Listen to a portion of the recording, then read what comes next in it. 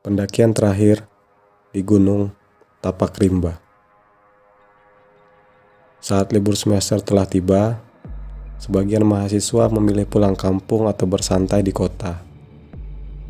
Aryo dan teman-temannya justru memilih sebaliknya, mendaki gunung.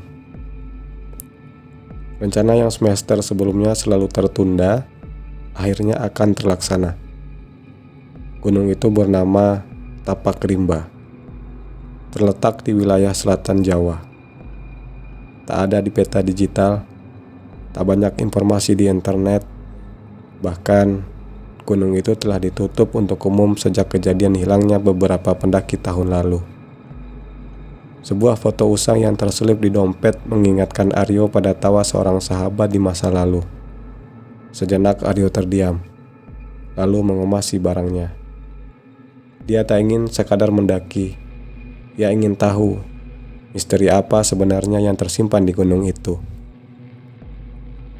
Aryo mendaki bersama 7 teman kuliahnya, Sinta, Gani, Tio, Rika, Indra, Lani, dan Yuda. Mereka ditemani seorang porter lokal bernama Pak Surya, sosok yang pendiam tapi tampak berpengalaman. Jalur awal cukup menyenangkan. Cerita, tawa, dan derap langkah menyatu. Hutan tampak bersahabat dengan cahaya matahari yang menari di sela pepohonan. Namun, semakin jauh mereka melangkah, jalur semakin sempit, dan suasana berubah.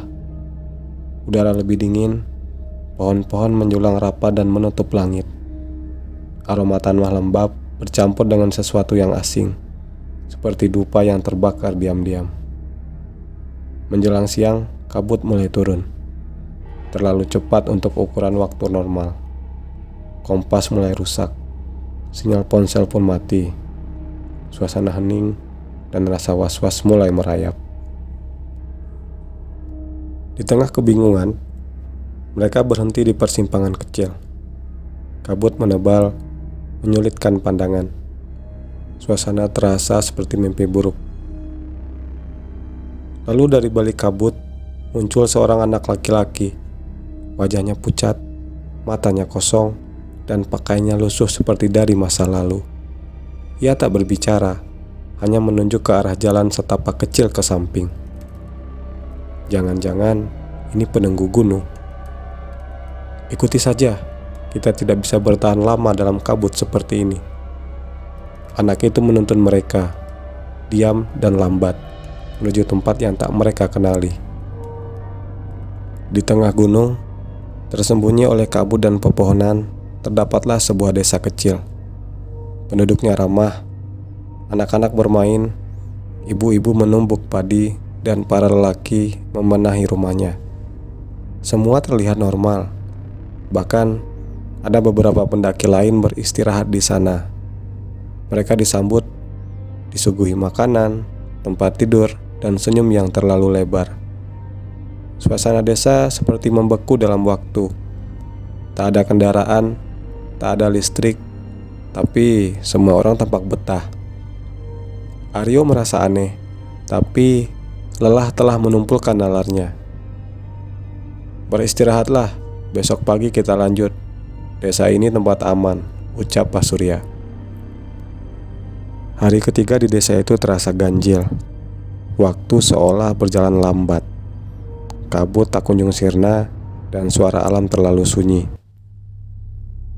Saat siang mulai redup, seorang pria paruh baya menghampiri Aryo dan teman-temannya. Ia memperkenalkan diri sebagai Pak Wirya, tokoh tua yang disegani di warga desa. Wajahnya ramah, sorot matanya tenang, tapi entah mengapa membuat Aryo merinding. Kalian tamu istimewa. Malam ini kami akan mengadakan pesta panen, sebuah tradisi. Sudah lama kami tak merayakannya. Akan ada banyak makanan. Kalian semua harus ikut ya, ucap Pak Wirya. Tak banyak pilihan, mereka mengikuti ajakan itu. Malam itu, di tengah lapangan desa, warga berkumpul. Api unggun menyala. Gamelan mengalun lembut dari alat-alat tradisional yang entah sejak kapan tertata. Makanan-makanan tersaji.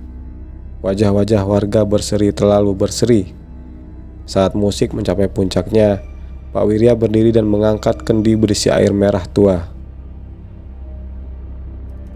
Sebagai bentuk syukur, kami persembahkan kehidupan baru agar roh-roh yang lama dapat beristirahat. Tiba-tiba warga desa serempak menunduk.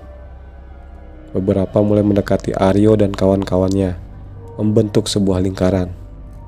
Wajah mereka tak lagi bersahabat. Mata putih, gerakan kaku, senyum beku. Aryo menggenggam tangan Sinta dan mundur perlahan. Namun, saat semua seakan kehilangan kendali, sosok Bayu muncul di antara kabut di pinggir lapangan. Bayu, sahabat lama Aryo yang telah dinyatakan hilang 2 tahun lalu, tampak seperti biasa. Tapi langkahnya ringan, seakan tidak menapak di tanah. Yuk, jangan percaya mereka. Ini bukan desa, ini jebakan. Mereka bukan manusia. Bayu menarik Aryo menjauh ke hutan, memberi isyarat agar tak membuat suara. Ini ruang perantara. Roh para pendaki yang tersesat terjebak di sini, mereka tak bisa keluar. Kecuali ada jiwa baru sebagai pengganti. Aryo hanya terdiam. Bayu melanjutkan dengan nada cemas. Kamu masih bisa keluar. Sebelum fajar, cari kembali jalur saat pertama kabut itu datang. Tapi jangan tertipu. Mereka akan mencoba memanggilmu dengan suara yang kamu kenal. Sebelum Aryo sempat bertanya lebih jauh, Bayu menghilang ke dalam kabut. Tapi di ambang pintu berdiri Pak Surya. Kalian tak seharusnya datang ke sini. Tapi ini kesempatan. Keseimbangan harus dijaga.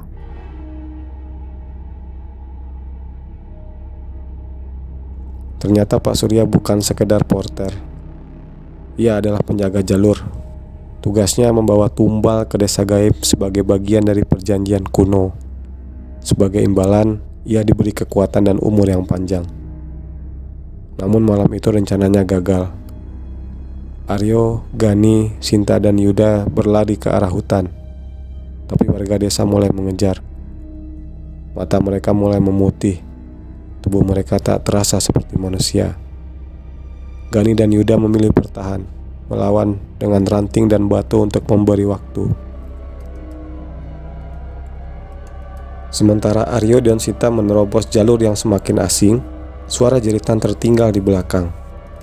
Di tengah lapangan, tanah tiba-tiba merekah, menelan tubuh Pak Surya yang menjerit putus asa. Aryo dan Sinta berhasil mencapai titik pertama tempat kabut itu turun. Mereka kelelahan, tubuh penuh luka, napas tersenggal. Fajar pun menyingsing, kabut mulai menguap perlahan.